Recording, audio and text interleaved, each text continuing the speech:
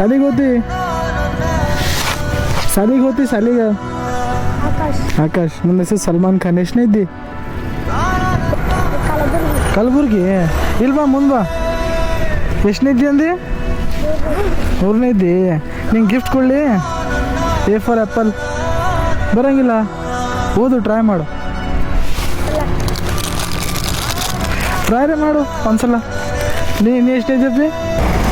ಇಲ್ವಾ ಪಿ ಇಲ್ವಾ? ಇಬ್ರು ದೋಸ್ತರೇನು? ಮುಂದೆ ಬಾ ಮುಂದೆ. ಆಯ್ತು ನಮ್ಮ ಕಡೆಯಿಂದ ಗಿಫ್ಟ್ ತಗೋ.